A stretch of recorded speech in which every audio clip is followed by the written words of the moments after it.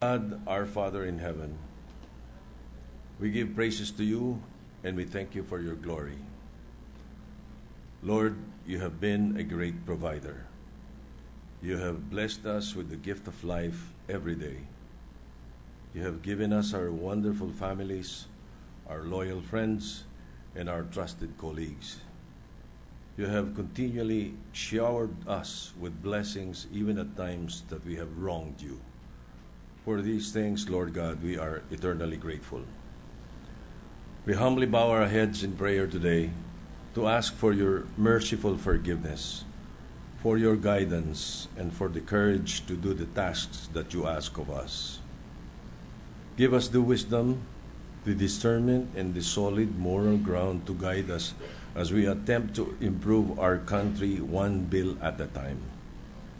Help us, Lord, to set our individual biases aside, to not let personal disagreements hinder us in being the civil champions that we were elected to be. Make us the men and women that our country expects and deserves, leaders who deliver, leaders who care. Lastly, Lord God, we pray that you touch the hearts and minds of the political leaders and citizens of our countries in the world that are currently in turmoil. May your peace reign within us and emanate to other people. All these we ask in the mighty name of Jesus Christ. Amen. Amen. The Secretary will call the roll. Roll call of members. The Honorable Senators Angara, Aquino, Binay, Cayetano Alan Peter Compañero S., Cayetano Pia S., Defensor Santiago, Ejercito, Enrile Escudero Estrada, Gingona, Unasan Lapid, Legarda, Marcos, Usmeña, Pimentel, Poe, Recto, Revilla, Soto, Trillanes, Villar, Senate President Trilon. 17 senators are present. The chair declares the presence of a quorum. Majority Leader is recognized. Good afternoon, Mr. President, or esteemed colleagues. Mr. President, with the consent of the Senate, I move that we dispense with the reading of the journal of the 23rd session, September 22, 2014, and consider the same as approved.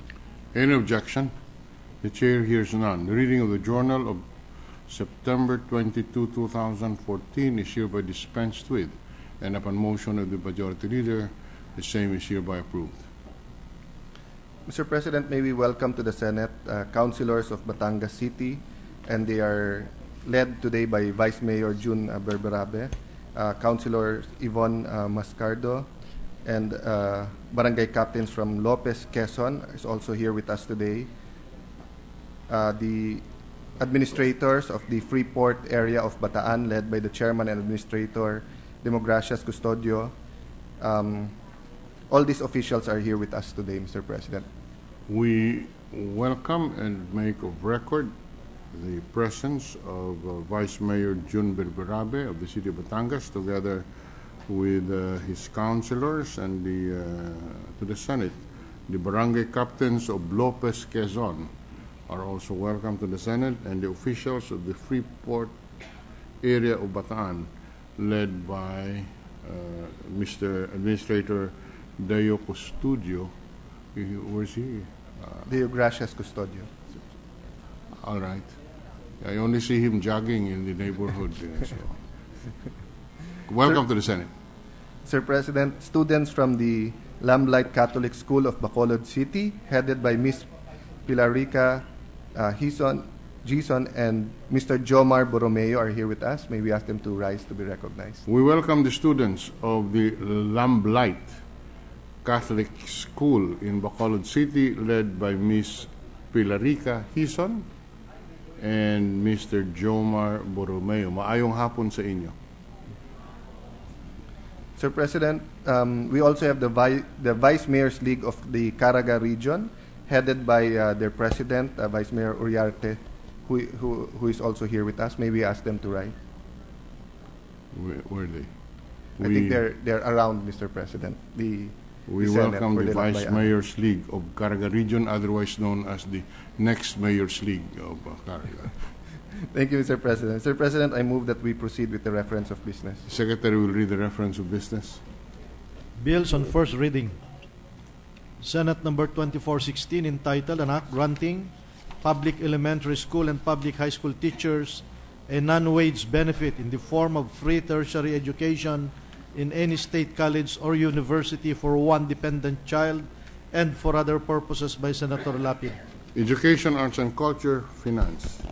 Senate number 2417, an act further strengthening the Philippine Disaster Risk Reduction and Management System, providing for the National Disaster Risk Reduction and Management Framework, and institutionalizing the National Disaster Risk Reduction and Management Plan, appropriating funds therefore and other purposes by Senator Gingona III. National Defense and Security, Finance. Senate number 2418, an act extending the deadline to file claims under the Human Rights Victims Reparation and Recognition Act of 2013, or Republic Act number 10368 by Senator Gingona III. Justice and Human Rights, Finance. Senate number 2420, an act granting Philippine citizenship to Juvenal Sanso by Senator Escudero. Committee on Rules. Senate number 2421, an act to strengthen the sustainability and competitiveness of the Philippine motor vehicle manufacturing industry by Senator Legarda. Trade, Commerce and Entrepreneurship, Ways and Means, Finance. Resolutions, PS Resolution number 925 entitled Resolution Congratulating Samahang Basketball ng Pilipinas President Manny V. Pangilinan for his election as member of the FIBA Central Board by Senator Lapid. Rules. PS Resolution number 926 directing the proper Senate committees to conduct an inquiry of legislation on the prevalence of abortion products and services in the country with the end in view of improving legislation against sellers and providers of abortion products and services for the protection of both the woman and the unborn child by Senator Lapid. Health and Demography, Trade, Commerce and Entrepreneurship. PS Resolution number 927 commemorating former Health Secretary Alberto Quasi G. Romualdez for his legacy in health reform and invaluable contributions to the health sector by Senator Cayetano P. Rules. PS Resolution number 928 urging the Senate Committee on National Defense and Security to conduct an inquiry in aid of legislation regarding reported recruitment of Filipinos in the Islamic State of Iraq and Syria, ISIS, with the objectives of preventing the same as well as thwarting any activity or plan of said group from prospering in the country, thereby affirming the Philippines' zero tolerance regarding any act of terrorism, extremism, and violence by Senator Grace Poe. Defense and Security. Committee reports. Committee report number 77 submitted by the Committee on Justice and Human Rights on House number 4537 introduced by Representatives Tupas and Belmonte entitled An Act Granting Philippine Citizenship to Peter Leslie Wallace, recommending its approval with amendment sponsor Senator Pimentel III. To the calendar for ordinary business. Committee report number 78 prepared submitted by the Committee on Justice and Human Rights on Senate number 2419 with Senators Escudero, Defensor Santiago, Ejercito Estrada, and Pimentel III as authors thereof entitled An Act Banning the Reappointment of a Regular Member of the Judicial and Bar Council, JBC, who has already served 2 full terms, recommending its approval in substitution of Senate numbers 434581 and 12 sponsor Senator Pimentel III. Calendar for ordinary business. Committee report number 79 prepared and submitted by the Committee on Justice and Human Rights on Senate number 2422 with Senators Gingona III, Ejercito Estrada, and Pimentel III as authors thereof entitled An Act Increasing the Prescriptive Period for Violations of Republic Act number 3019, otherwise known as the Anti-Graft and Corrupt Practices Act, from 15 years to 20 years, amending Section 11 thereof, recommending its approval in substitution of Senate numbers 1086 and 2033, taking into consideration House number 4146, sponsor Senator Pimentel III. Calendar for ordinary business. Additional reference of business communication letter from the Department of Labor and Employment providing the Senate a copy of the Protocol of 2014 to the Forced Labor Convention 1930 and the Forced Labor Supplementary Measures Recommendation 2014 number 203, which were adopted by the International Labor Conference during its 103rd session held on June 2014 in Geneva, Switzerland. Committees on Labor, Employment, Human Resource Development, Foreign Relations. Mr. President, Senator Escudero is recognized.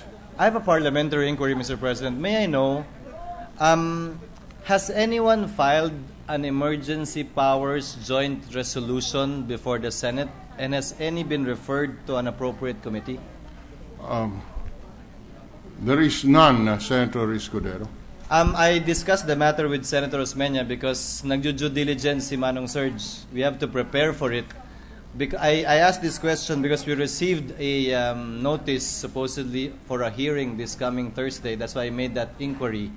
Because theoretically, even if communication was sent to the Senate that the executive needs emergency powers, a joint resolution still has to be filed, if I'm not mistaken, and referred to the appropriate committee that the committee can officially act on.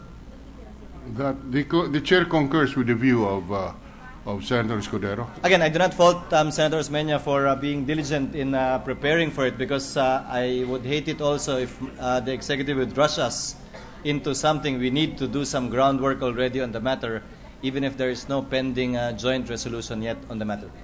Senator Osmeña wishes to be recognized. Thank you, Mr. President. I received a copy of the draft joint resolution from the chair of the House Energy Committee, Congressman Ray O'Malley, who was in our office a week ago.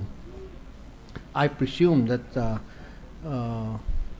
it had been transmitted to the office of the Senate President.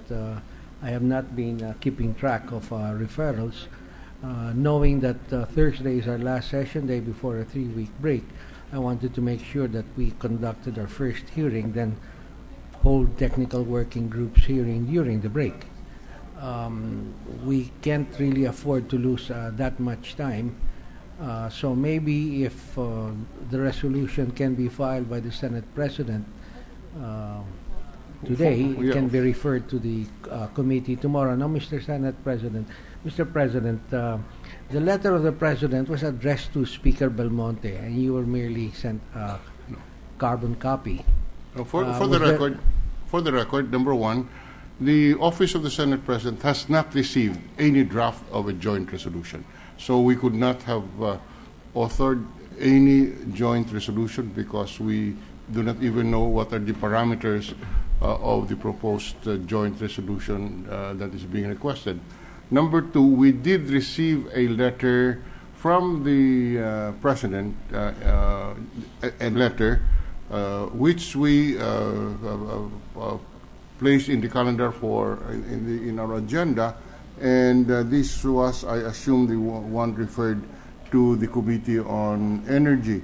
This is a letter dated September 12, 2014,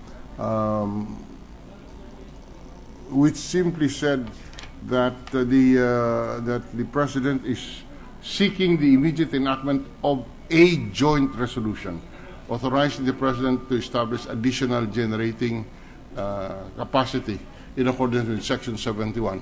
There was no draft of the proposed joint resolution, and the letter was addressed to me, to the Office of the President, of the Senate President, which was included in our agenda and referred to the Committee on Energy. We did receive that copy, Mr. President. We were wondering why the letter from the Presidential Palace was addressed only to Speaker Belmonte. No, it was addressed to this representation, Senator Osmeña. All right. So since you were given that notice, can we get a copy? Can the Senate Secretary obtain a copy of the proposed joint resolution filed in the House so that it may be referred properly during tomorrow's session?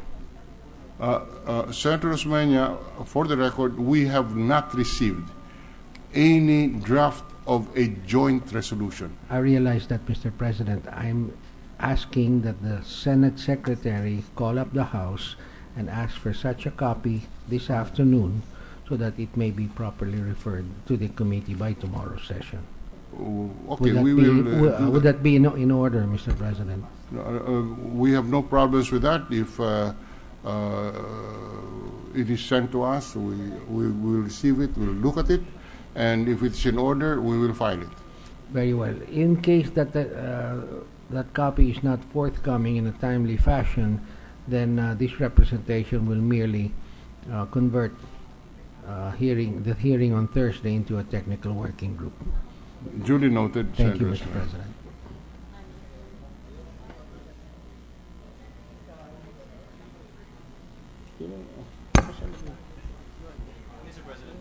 Mr. President, with due apologies to the Majority Leader, I raised that point, Mr. President, actually to just make it of record that the executive, through the Honorable Secretary of Energy, has been all around media saying that time is running out, time is of the essence, we need to do this. But really, there is nothing as of yet that the Senate will or can act upon at this point. And I just don't want the blame to be laid on the Senate as an institution should this matter not be acted upon in a timely fashion. The Committee on Energy in the Senate is doing its homework, but I guess it's up for the executive to do its part insofar as, at the very least, giving us a draft of the measure for any member to consider authoring in the Senate and on the floor.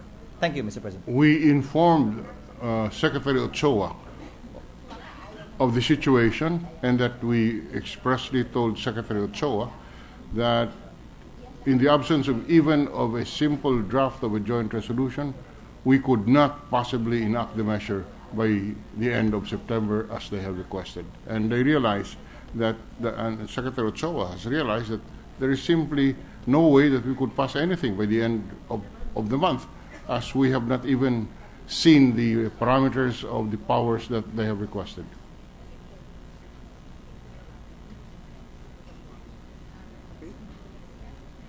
The Majority Leader is recognized. Thank you, Mr. President. Mr. President, I move that we resume consideration of Senate Bill number 2400 under Committee Report number 74. This is the Sugarcane Industry Development Bill, Mr. President. The consideration of Senate Bill 2400 is in order. Sir President, the parliamentary status of the measure is that we are in the period of interpellation. I thus move that we recognize the sponsor, Senator Cynthia Villar. Senator Cynthia Villar is recognized. To interpellate, Mr. President, I move that we recognize Senator Osmeña. To avail of the period of interpellation, the gentleman from Cebu, Senator Sergio Osmeña, is recognized. Thank you, Mr. President. Would the kind sponsor yield? Yes, Mr. President. Mr. President, I have concluded my interpellation on the sugar bill, and perhaps if the good sponsor wishes to close the period of interpellation, there will be no objection. It is a pleasure for me to close the period of interpellation, and I'd like to thank the good gentleman from Cebu and Bacolod for supporting the bill after all. Thank you, Mr. President. The Majority Leader. Majority Leader, please. Majority Leader. The sponsor would like to close the period of interpellation and open the period of amendments. Sir President, may I also manifest that there are no other senators who wishes to avail for the period of interpellation. Therefore, I move that we close the period of interpellation. Any objection? Hearing none. Period of interpellation for Senate Bill 2400 is hereby terminated. Mr. President, I move that we open the period for committee amendments. The period for committee amendments is in order. Mr. Senator President. Cynthia Villar is recognized. Mr. President, can I request that the period of committee amendment be scheduled in the resumption of session, because I have to go on a trip tonight. All right. Diba? The period for committee amendments is hereby suspended Europe.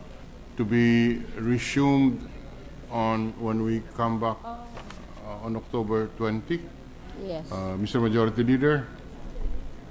Thank you, Mr. President. Yes, Mr. President. Not only to give the chairperson the time, since she's tackling numerous bills, but also to give the other individuals time to formulate their individual amendments. I move that we suspend consideration of Senate Bill number 2400 under Committee Report number 74. Any objection? Hearing none. Suspended. Thank you, Mr. President. Mr. President,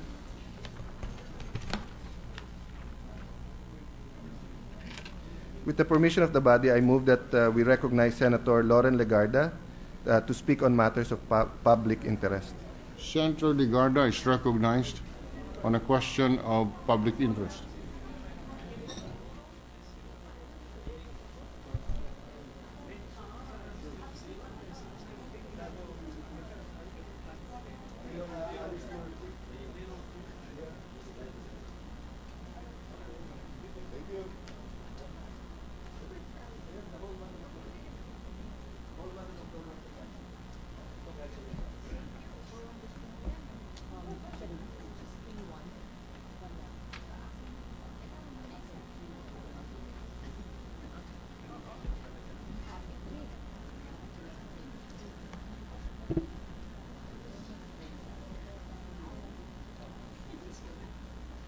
Mr. President, I deliver this speech in light of President Benigno Aquino's address at the UN Climate Summit Plenary in New York today, which is actually at 11 p.m. tonight. The Philippines is one of the mega-diverse countries, and a lot more awaits to be discovered, even as we now have one of the highest rates of discovery of new species in the world. The seeming abundance, however, should not give us a false sense of complacency. Great challenges face us in the task of protecting and preserving our rich biodiversity.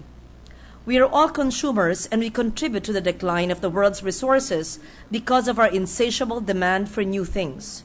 One is never enough for many of us. The rate of extraction and consumption is way faster than the rate at which the earth can replenish its resources.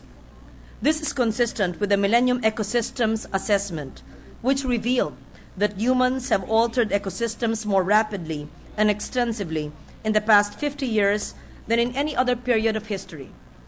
The increasing loss of biodiversity, particularly in Asia, is being attributed to habitat loss, overexploitation, pollution, invasive alien species, and climate change. Further endangering the precarious situation of our country's biodiversity is climate change. And among the impact of climate change is the loss of thousands of species, as well as changes in natural ecosystems. The rise in average global mean temperatures render many species unable to quickly adapt to new conditions. But the biggest irony of all is the reality that in the midst of plenty and bountiful resources, millions of the world's humanity remain hungry. In our country, there were 3.6 million hungry Filipino families in the second quarter of 2014. In coastal communities, you would expect that people would have access to marine resources, yet they are among the most deprived, with 4 out of 10 coastal residents living under the poverty line. The solution begins with us. Resources need to be protected and conserved for those who will be born beyond our time.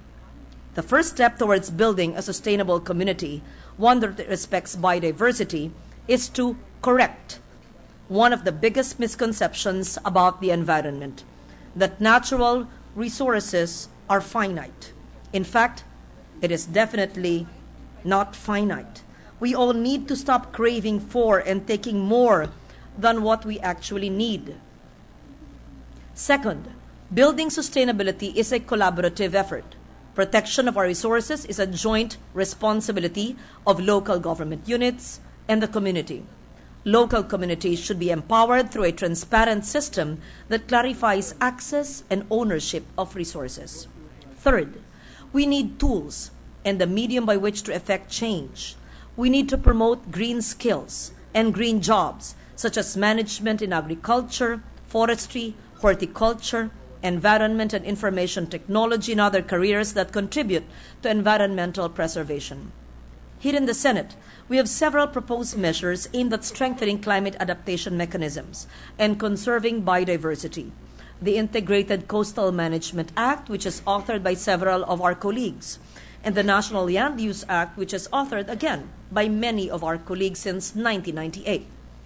Tonight, as President Aquino delivers his speech at the UN Climate Summit Plenary in New York, we hope that, as a leader of our nation, which is among the most vulnerable to disasters and the effects of the warming global temperature, he will call on other nations for unity towards greater action against the impact of climate change and urge them for concrete action in cutting down greenhouse gas emissions.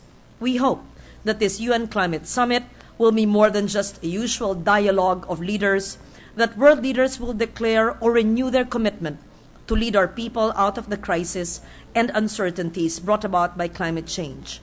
That political will would finally match the call of climate science, because as we continue to delay action to mitigate climate change and address its effects, we will never be free from the cycle of poverty and disasters that is threatening not only the vulnerable sectors and nations, but now even the powerful nations.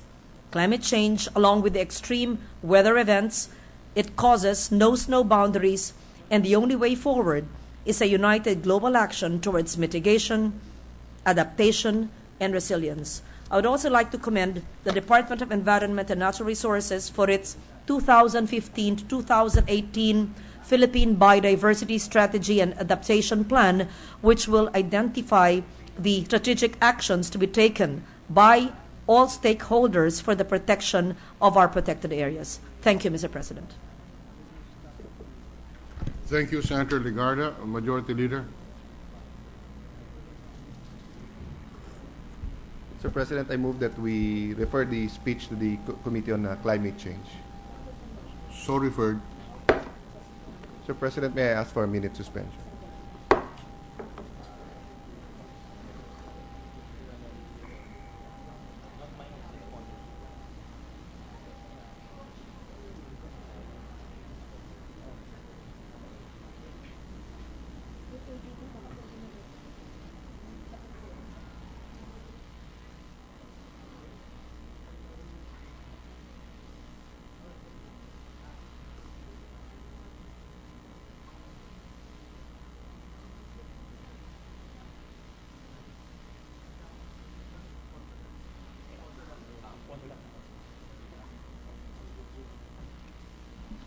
Ready to resume, Mr. President. Session is resumed. Mr. President, I move that we transfer Senate Bill number 1386 under Committee Report number 71 from the calendar for ordinary business to the calendar for special orders. Any objection? Hearing none, so transferred. With consent of the Senate, I move that we consider Senate Bill number 1386 under Committee Report number 71.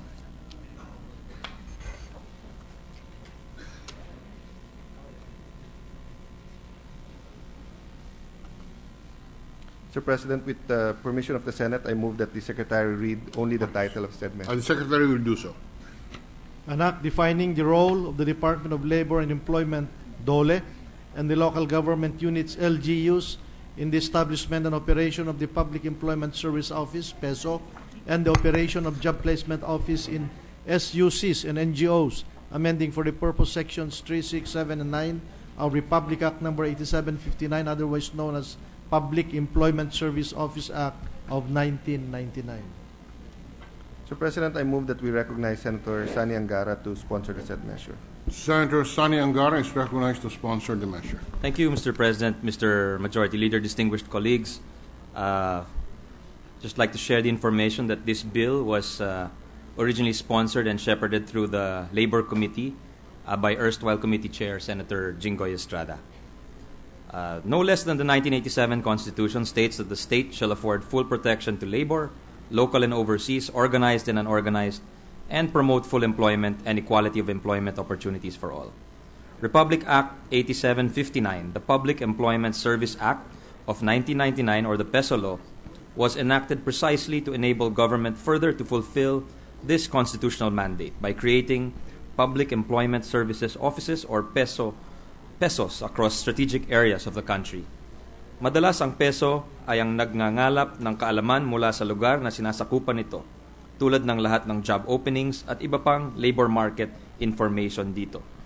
Ang PESO rin ang naglulunsad ng mga training activities, certification tests, career guidance at job referral services. Sumasangguni rin ang PESO tungkol sa mga programa ng iba't ibang ahensya ng gobyerno hinggil sa entrepreneurship, skills development at self-employment.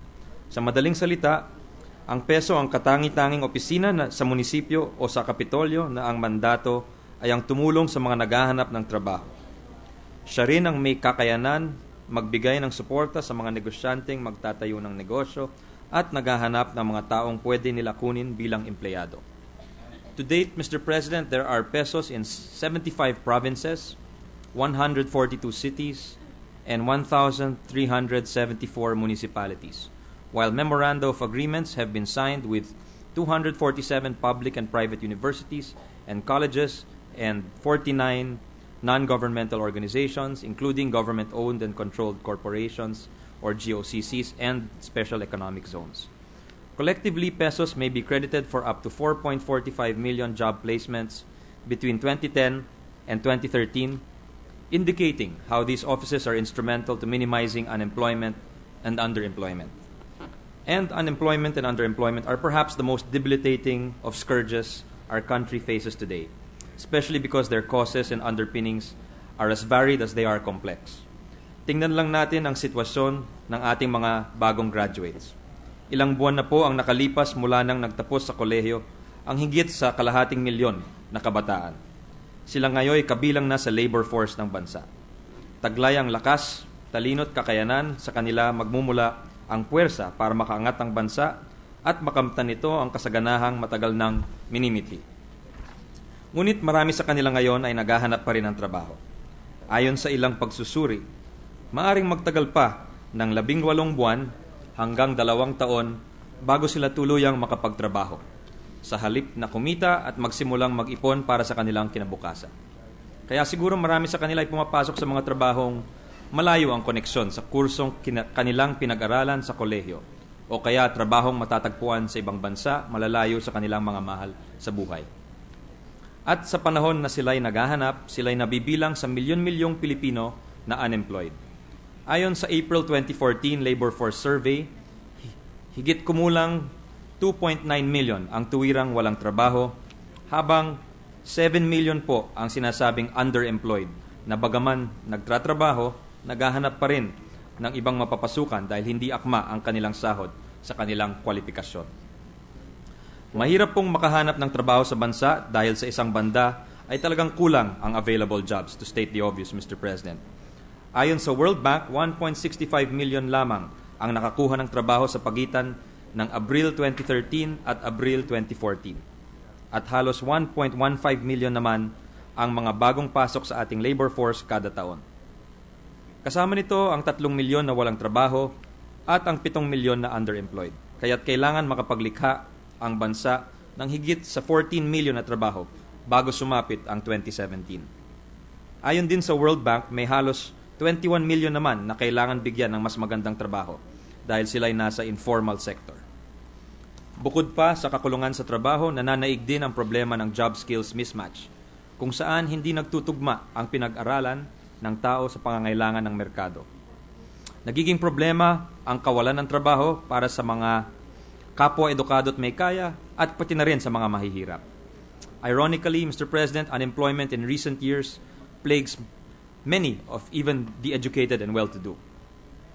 Referring again to the recent April 2014 Labor Force Survey, 62% or around 1.8 million of the unemployed, if we exclude Leyte Province, had a high school diploma, a post-secondary certificate, or a bachelor's degree.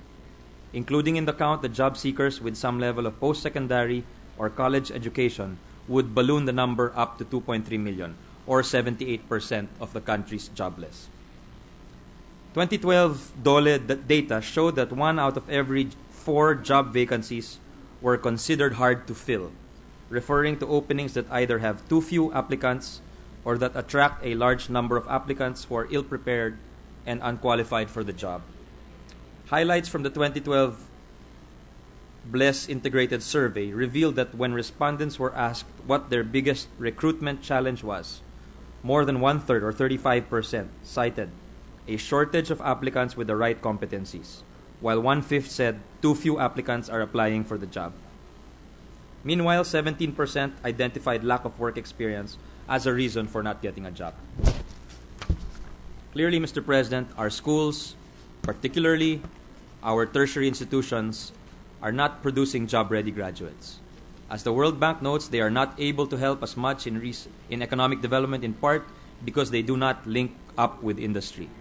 Sa madaling salita, may job skills mismatch dahil hindi ganap ang ugnayan at palitan ng impormasyon sa pagitan ng educational institutions at ng labor market o industriya. Marapat lang po na makialam ang pamahalaan sa mga isyong tulad nito, lalo na't napakaraming Pilipino ay hapong-hapo sa kahirapan, buhat ng araw na nawalan sila ng hanap buhay. At para sa ilang LGU, ang PESO ang naging pangunahing daan para sugpuin ang mga problemang ito. Kaya Ginoong Presidente, nais natin palawigin ang programang PESO ng DOLE. The success of select PESO offices should be replicated in more areas of our country. Unfortunately, only selected areas have PESOs effectively in place. And in the midst of persistent poverty and joblessness, there is a need to expand and strengthen the network of PESOs by assuring their continued operation and sustainability through the local government units. It is also imperative that the participation of the private sector in the recruitment and placement of workers is rationalized. The policies that govern our PESOs must be fine-tuned and improved, which is the objective of the measure we are sponsoring today, Mr. President. First, the foregoing measure mandates that PESOs are created in all provinces, municipalities, cities, and other strategic areas throughout the country. We want each LGU to have its own PESO. Currently, PESO operations are lodged under the PESO program of the DOLE, which for years has remained largely unfunded. With the foregoing measure, we aim for PESOs to be operated out of LGU allocations. In doing this, we believe that the creative energies of local stakeholders will be unleashed to ensure that the PESO program will be successful in catering to local needs. The foregoing measure will also institutionalize PESO plantilla positions to assure the sustainability and effectiveness of the initiatives pursued by the office. This will also professionalize the ranks of PESO managers in the country to optimize their contributions to job generation and placement at the local level. Secondly, Mr. President, we want our PESOs to form the national network for the generation of labor market information down to the grassroots level. Such devolution will allow for more efficient, effective, and timely gathering, processing, and dissemination of labor market information. Government planners, economists, and analysts would greatly benefit from such information. So would our education system and private sector. To clarify, these PESOs will be jointly established by the DOLE and the LGUs. Hence, they will still be linked to the regional and central offices of the DOLE, who will continue to provide technical supervision, coordination, and capacity building, among other things. Taken together, these will constitute the National Public Employment Service Network. Sa madaling salita, pinapatibay ng panukalang batas ang PESO bilang katuwang ng DOLE sa lokal para sa paghahain ng employment facilitation services. Ang PESO rin ang magiging pangunahing opisina sa ilalim ng lahat ng LGU na tututok para intindihin at hanapan ng solusyon ang mga isyong may kinalaman sa labor market. Mr. President, there is a general sentiment that the Philippines is on the rise, proven in part by the strong economic performance we have consistently exhibited for consecutive quarters. Also, starting next year, we are preparing to enter a demographic window where our relatively young workforce spells immense potential and opportunity for huge productivity gains of the kind that could see the country finally prosper. Ngunit sa kabila nito, marami pa rin ang naiiwan sa kahirapan at kawalan ng trabaho. Kaya marapat na iarangkada palalo ang mga proyekto at polisiya ng gobyerno para tulungan ang bawat mamamayan upang makahanap ng trabaho. Ang pag-amyenda ng PESO Law ay malaki po ang may tutulong sa adhikaing ito. Maraming salamat, Mr. President, Mr. Majority Leader. Majority Leader.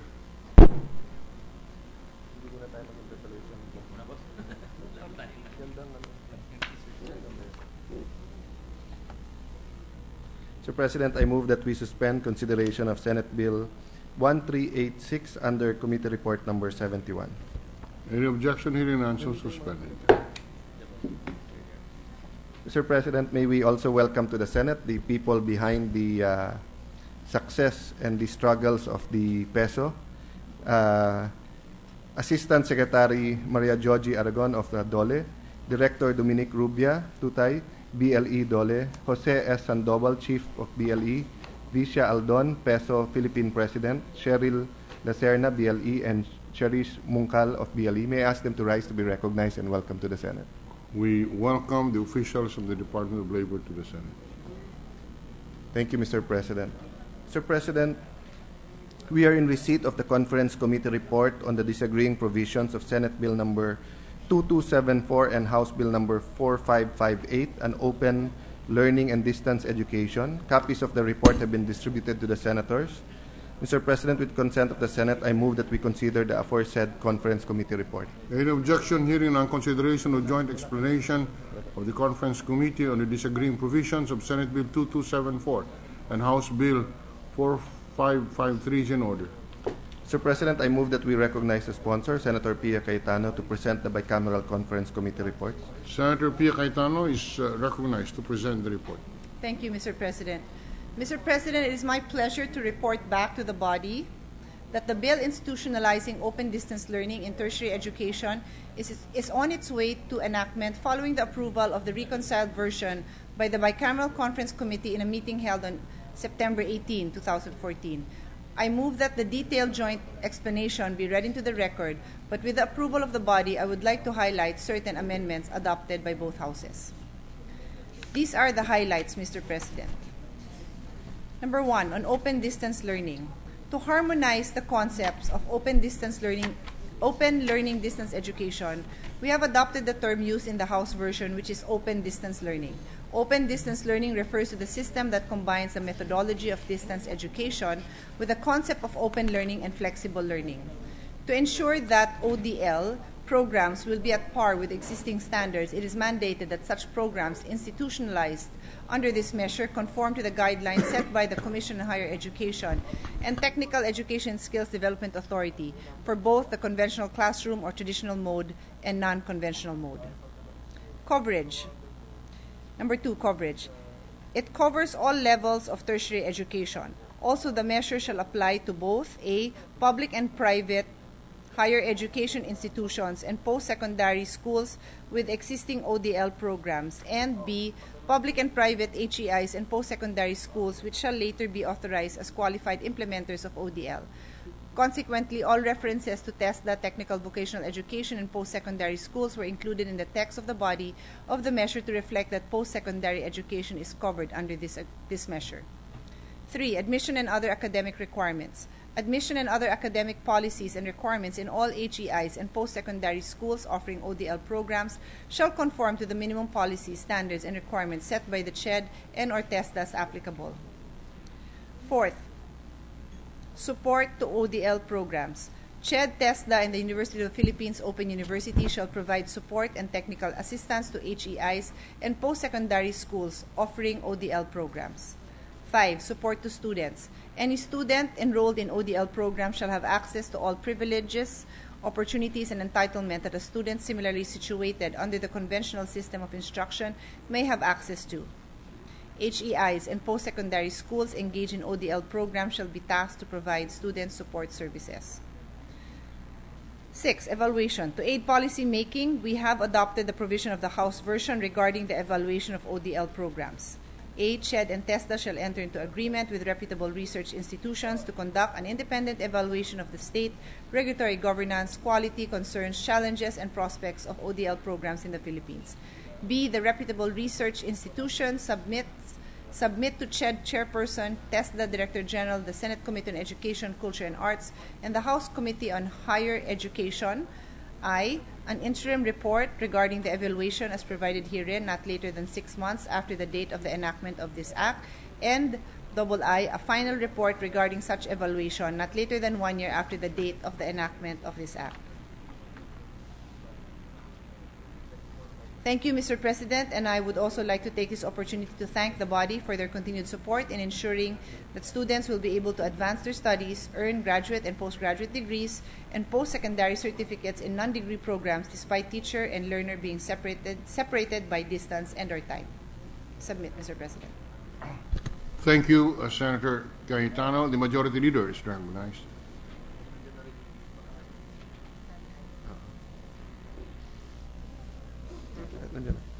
Mr. President, I move that we adopt Conference Committee report on disagreeing provisions of Senate Bill number 2274 and House Bill number 4558 on open learning and distance education. Any objection? Hearing none, the joint explanation of the Conference Committee on the disagreeing provisions of Senate Bill 2274 and House Bill 4553 is hereby adopted. Thank you, Mr. President. Mr. President, we are also in receipt of Conference Committee report on disagreeing provisions of Senate Bill number 2275 and House Bill number 4860 on Scholar ng Bayan. Copies of the report have been distributed to the senators. Mr. President, with consent of the Senate, I move that we consider the aforesaid Conference Committee report.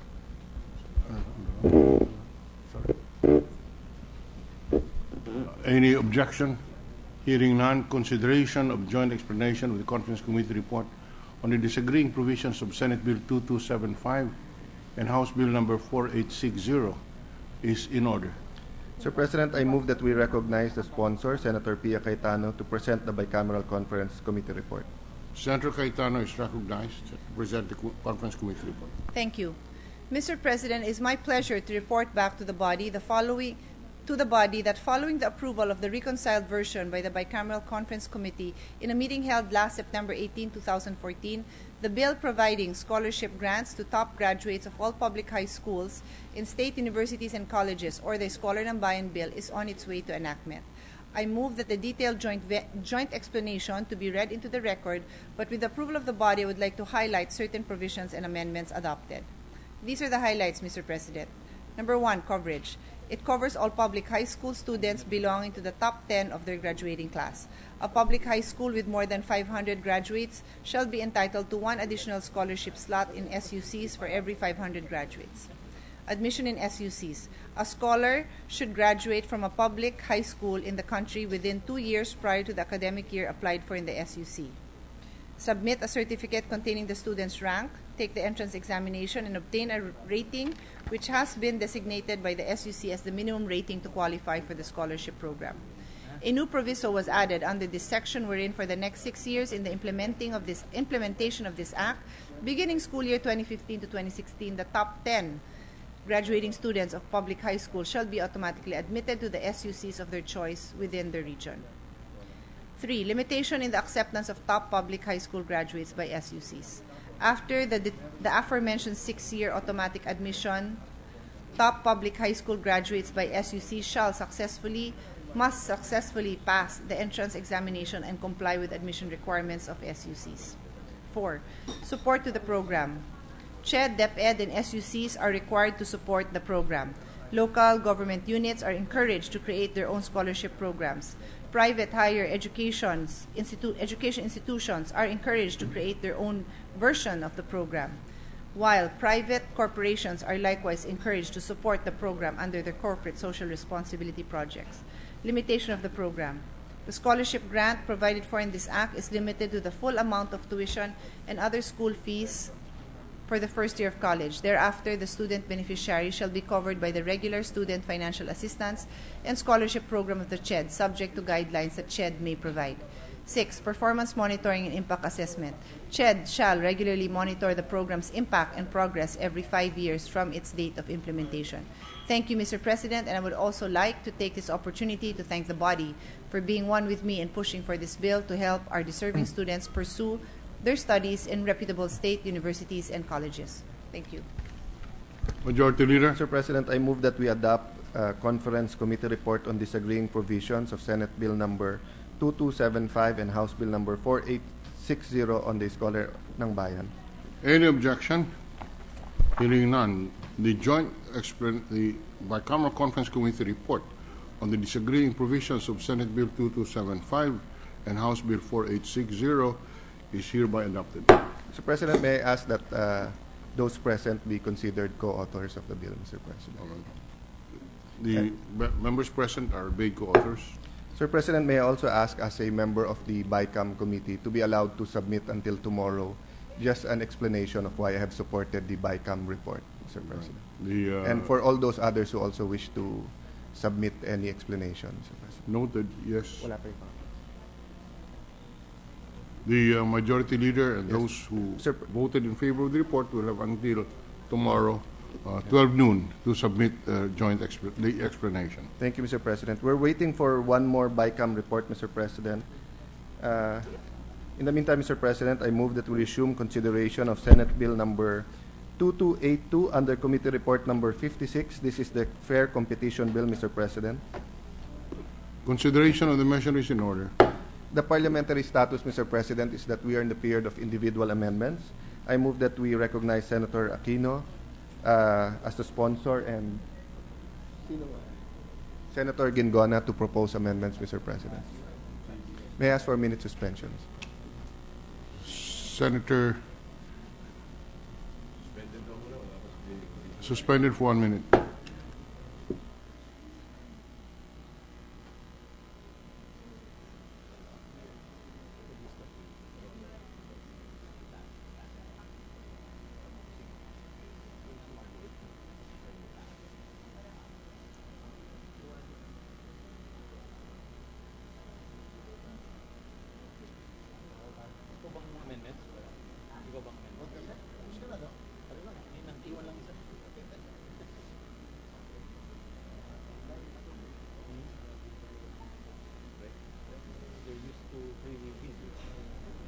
Walang problema pa.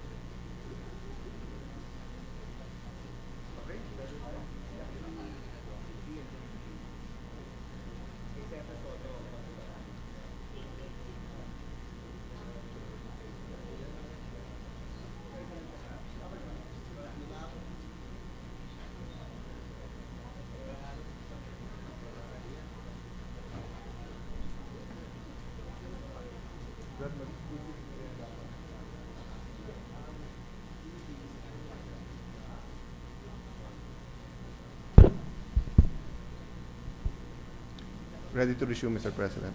Session is resumed.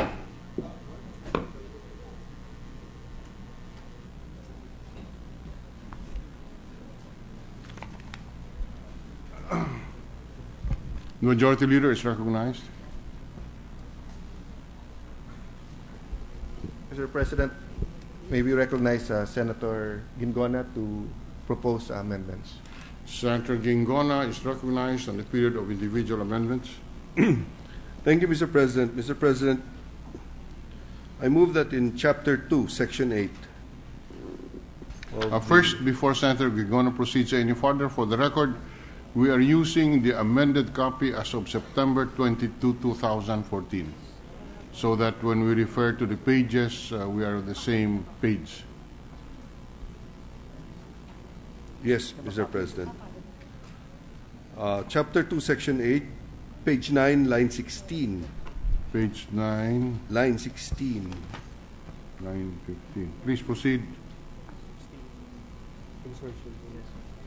We will add the letter open parenthesis N, close parenthesis, charge reasonable fees to defray the administrative costs of the services rendered, semicolon, and the word and then the next paragraph, another paragraph, letter O, open parenthesis, letter O, close parenthesis, act as the official representative of the Philippine government in all international competition matters.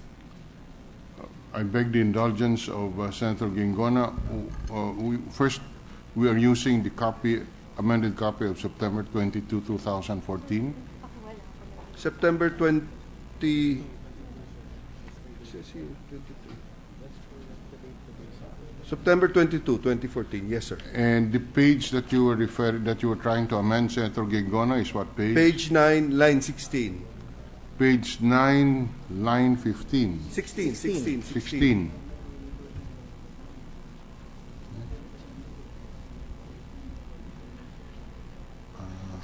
Okay, sorry. Yes. What does the sponsor say? We agree, Mr. President. Accepted. The Gingona amendment is accepted. Any objection? Hearing none. Approved. Next amendment, Mr. President, is in Chapter 9, Section 2. That would be page 33, line 22. Page 33, line 22.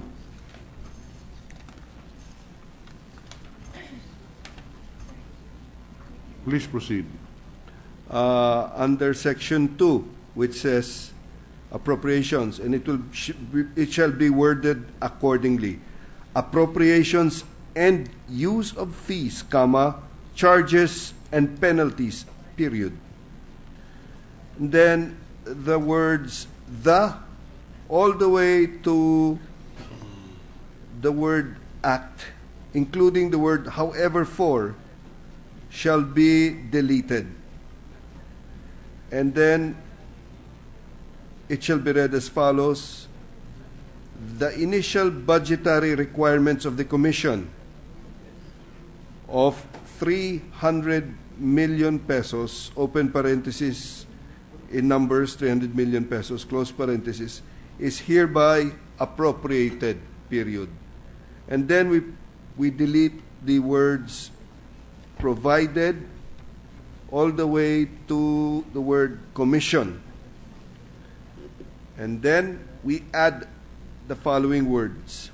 Subject to existing accounting and auditing rules and regulations, but without need of a separate approval from any other government agency, the Commission shall be authorized to retain 50%, open parenthesis, the number 50 and percentage sign, close parenthesis, of all the fees, fines, penalties, and other charges collected under this Act and other laws that the Commission will be mandated to administer for use in its operations, including facilities upgrade, equipment outlay, human resource development, comma, acquisition of the appropriate office space, and to improve service delivery to the public, period. This amount shall be in the Commission's this amount shall be in addition to the Commission's annual budget, period. What does the sponsor say? We accept, Mr. President. Any objection here and on? In addition thereto, the following sentence, the amount necessary to implement the provisions of this Act shall be included in the Annual General Appropriations Act, period.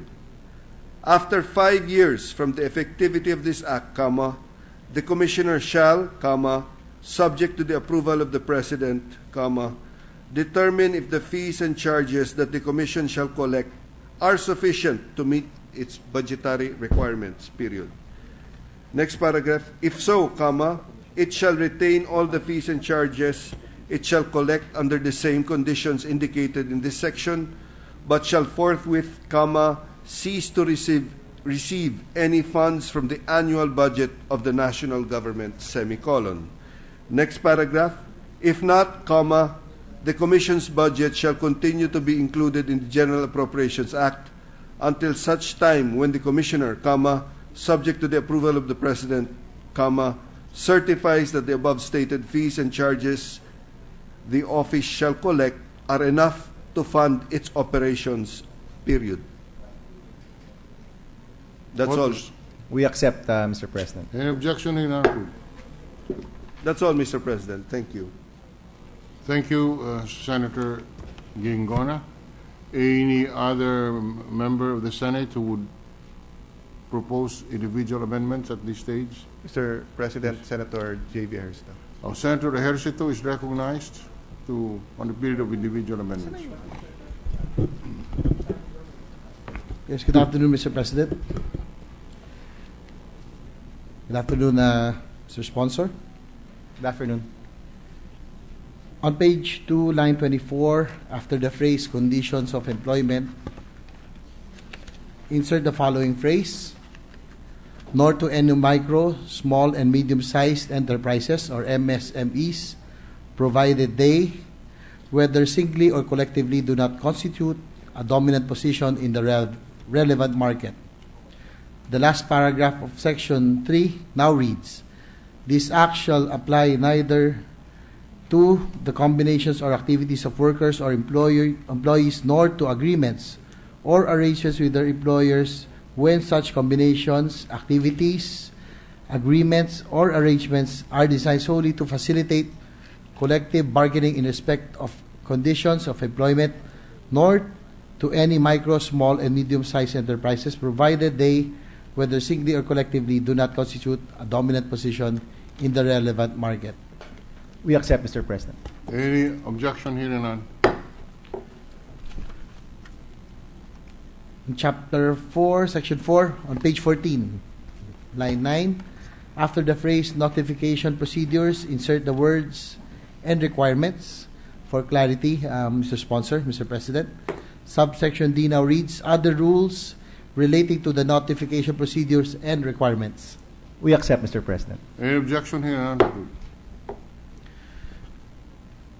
And the last, Mr. President, Your Honor, Chapter 6, Section 2, on page 19, line 10G, after the phrase and directors of the entity. Page 18A. Page 19, Mr. President. Page 19. Line And 10G. Then 10G. Yes, please. After the phrase and directors of the entity, insert the following, who knowingly and willfully consented or took part in any violation of the provision of this Act.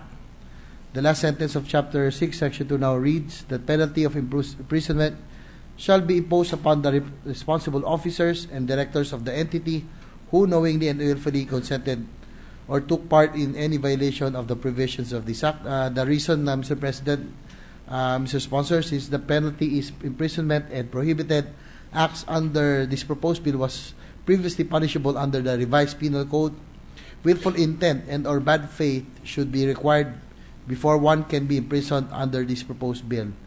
It should not be just a command responsibility. Mr. President, unfortunately, we cannot accept this amendment because since this is a special law, in special laws, the practice is that you prohibit the act, and intent does not play a part in the elements of the prohibited acts. So we cannot accept this, Mr. President. Mr. President, I withdraw the amendment. All right, the amendment is withdrawn. I move to suspend, Mr. President. Session suspended. Thank you.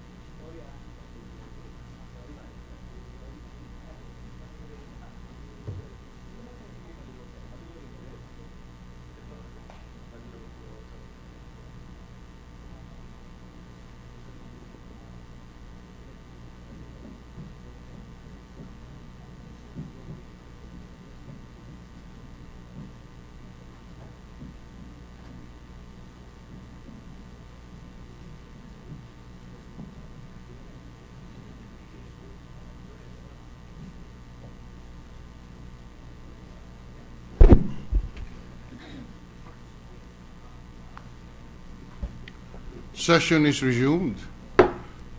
Senator Aquino is once more recognized, and the chair recognizes the minority leader for his individual amendments. Thank you, Mr. President. Mr. President, will the distinguished gentleman yield to two amendments first? I have two others, but we can take it up later. To save time, I would like to propose two amendments. Please proceed. At this Please point. proceed. Thank you, Mr. Yes. Minority Floor Leader. Thank you. So I'd like to amend lines 16 to 18 on page 16. I propose to delete the entire paragraph on prima facie presumption, Mr. President. I believe that the focus of the law should be anti-competitive acts and not dominance per se or the structure of a business, Mr. President. So if the gentleman will accept. Mr. President, we accept the deletion of Section 3 on page 16, line 16 to 18. Any objection? Hearing none, approved. The Secretariat is directed to make the adjustments on the section numbers by virtue of the deletion of Section 3 on page 16, line 16 to 18. Thank you, Senator. Please proceed, Mr. Thank Minority you. Leader. Mr. President, again, to save time, I will no longer read out the rationale for this. I have discussed this during the break with the sponsor, Senator Aquino. So, on page 32, line 6,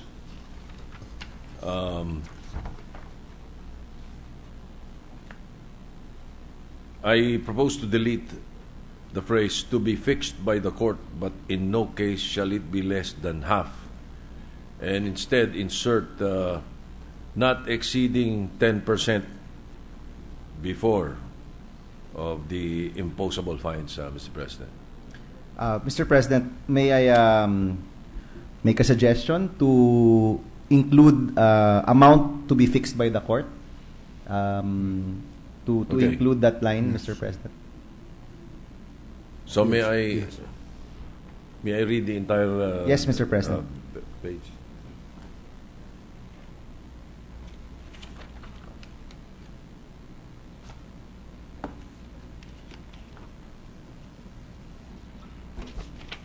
Page 32.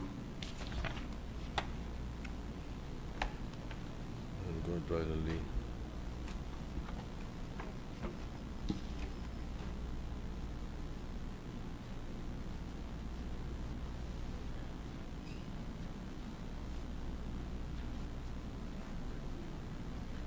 What is the proposal of the gentleman to amend my amendment? To be fixed by the court, But in in no case Yes.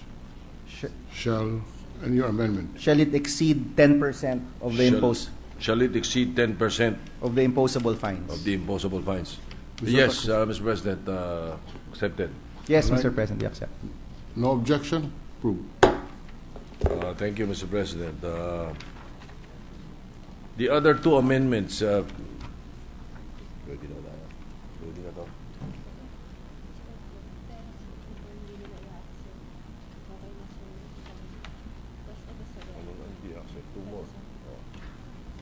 Let me go to the first one. There are two more, Mr. President. So may I, if you don't mind, I would like to go to an anterior amendment. Page 11, line 9A. Page 11, Page 11, na line 9A. 9A.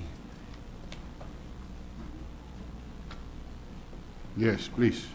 Delete the semicolon after the word market. And replace it with a comma. And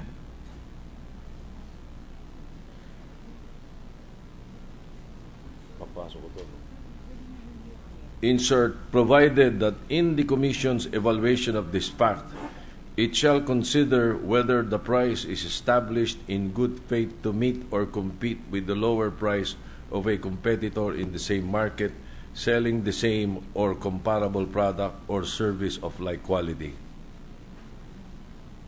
Is that all, Mr. President? Yes, we accept, Mr. President. All right. Any objection here? Not accepted. Approved. What is the second amendment of the gentleman? Well, I was informed that this is the same amendment proposed by Senator Angara and that the sponsor did not accept it. Yes. I am tempted to repeat and ask that this be taken on the floor, but I know that the Senate President will squirm, so I will wait for another day to take this up, perhaps tomorrow when Senator Osmeña would take the floor, and I think he's the last member of the Senate. Yeah. You know. Yes, Mr. President. So I will not push through with that particular amendment anymore. I have no further amendments. We will just like to look at a clean copy tomorrow while they're discussing it with Senator Osmeña. And thank the sponsor and, of course, the Senate President for preventing me from proposing this second amendment. Thank you, Mr. President. Mr. President, for the record, I would also like to extend my gratitude and thanks to the Minority Floor Leader for improving this bill. Thank you very much. Okay. The suspension of consideration of the measure is in order. Can the chair who is waiting is awaiting a motion to suspend consideration? Yes. Okay, I move to suspend the consideration of the current bill of 2282, Senate Alright. Bill 2282. So, Mr. President. consideration of Senate Bill 2282 is hereby suspended. 1 minute suspension, Mr. 1 President. minute suspension.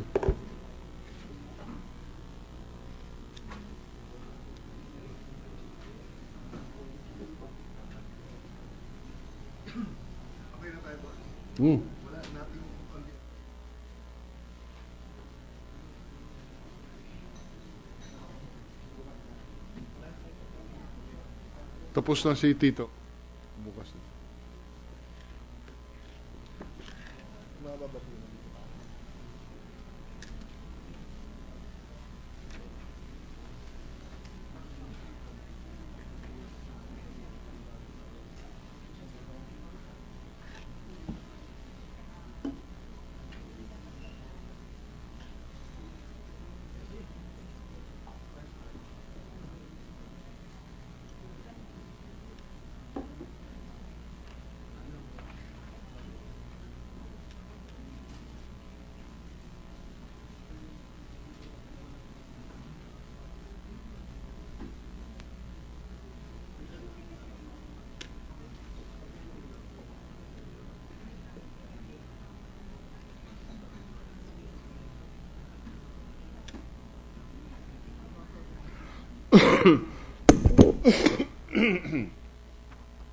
Ready to resume, Mr. President.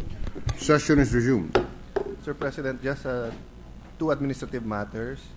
With the consent of the Senate and in coordination with Senator Pia Cayetano and Senator Lito Lapid, I move to substitute Senator Pia Cayetano to replace Senator Lito Lapid in the Committee on Public Services. Approved. Mr. President, with the consent of the Senate, I move for a change of referral upon consultation with Senator Gingona and Senator and the chairman of the Committee on the Civil Service, Senator Trillanes, Senate Resolution 921, entitled "The Resolution Directing the Senate Committee on Civil Service and Government Reorganization and other pertinent committees of the Philippine Senate to conduct an inquiry in aid of legislation on the growing crisis in the country's nursing profession, such that corrective measures shall be crafted and or remedial actions be undertaken to, once and for all, address the concerns, problems, and or issues perennially affecting the said profession, which has been earlier referred primarily to the Senate Committee on Health and Demography and secondary to the Committee on Labor and Employment, Human Resource, be now referred primarily to the Committee on Civil Service and Government Reorganization, and secondly to the Committee on Health and Demography. So transferred. Thank you, Mr. President. Mr. President, I move that we adjourn the session until 3 o'clock in the afternoon, Wednesday, September 24, 2014. Session is adjourned until 3 p.m. of Wednesday, September 24, 2014.